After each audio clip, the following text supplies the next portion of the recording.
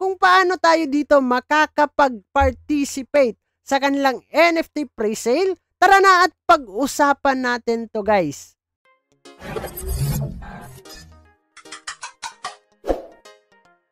Hey, what's up mga bro and welcome back dito sa ating YouTube channel. And for today's video nga mga pre, ay pag-uusapan nga natin ulit itong Fableborn kasi magkakaroon nga sila ng NFT pre-sale start by tomorrow, February 13 guys. So, Fableborn, the award-winning multiplayer game is gearing up for its 4th season where kingdoms will play a pivotal role. It all start with kingdoms nga daw dito guys. Here nga daw kung ano yung mangyayari dito. Play and earn special items. Kailangan po natin makapag-merge tayo and then makapag-mint. So merge, stake, and earn nga daw yung ating gagawin dito sa kanilang game soon guys. So what are kingdoms? Kingdoms are the heart of Fableborn gameplay. Build them, defend them, attack them, and more nga daw dito.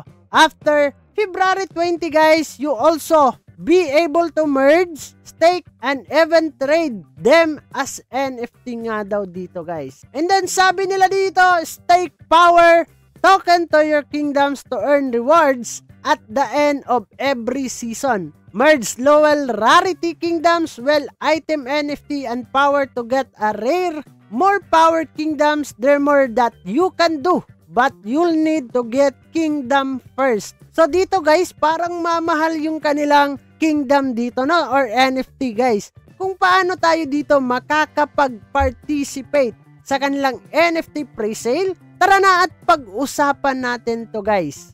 So sa ngayon guys, punta po tayo dito sa marketplace ronenchain.com and then puntahan po natin dito sa Launchpad guys. So Fableborn Kingdoms NFT pre-sale na meron nga lang silang pinakababa guys no, na 1,800 NFT pre-sale supply. So maganda dito guys kasi pag tayo ay nakabili ng ticket dito sa kanila at hindi po tayo manalo ay pwede po natin siyang ma-refund no. Sabi nga nila dito, if you don't win, you can manually claim your refund dito guys. Start by tomorrow po tayo, February 13. Event start nga daw dito is 1 day, 4 hours and 48 minutes. So, winner announcement nila dito guys is February 17 at 20 UTC. And then, distribution po is February 19. Pagdating ng February 20 guys, pwede na po daw tayo makapag-staking dito. And syempre, staking and makapag-merge. And then, syempre guys, hindi mawawala yung earnings nila dito. So, titingnan natin yan pagdating ng kanilang winner announcement guys kung tayo ay mananalo nga ba dito.